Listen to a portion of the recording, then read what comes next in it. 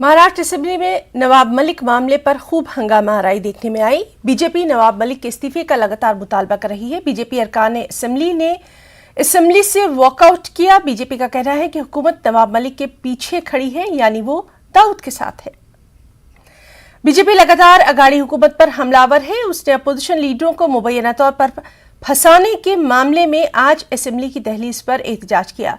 Opposition leader Devendra Fadnavis ने अघाड़ी हुकूमत पर सरकारी वकीलों और पुलिस के जरिए अपोजिशन लीडरों को झूठे मुकदमात में फंसाने की साजिश रचने का इल्जाम लगाया था।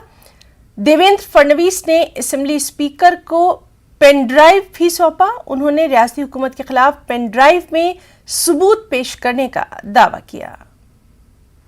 जिस तरीके से देवेंद्र जी ने दाऊद के खिलाफ की जंग छेड़ी है और दाऊद के मालमत्ता के ऊपर सवालिया निशान खड़े किए हैं और बाद में ये पता चलता है कि सत्ता में बैठे हुए महाराष्ट्र के लोग ही विपक्ष और देवेंद्र जी को खत्म करना चाह रहे हैं, राजनीतिक बर्बाद करना चाह रहे हैं। इस पार्श्वभूमि के आधार पर हम महाराष्ट्र सरकार से मांग करते हैं कि विपक्ष के नेता देवेंद्र जी की सुरक्षा बढ़ाई जाए, उनकी सुरक्षा पे और ध्यान देना पड़ेगा।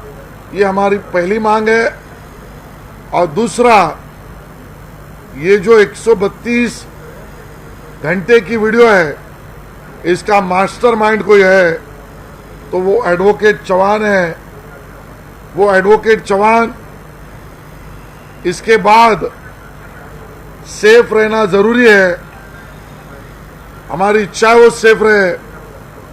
उससे कौन मिलता है कौन नहीं मिलता है उसके बारे में भी शंका उठाई जा सकती है और वो प्राइम विटनेस है इस सब मामले का और उसकी सुरक्षा भी महाराष्ट्र सरकार की जिम्मेदारी है। ये हमारी दूसरी मांग है।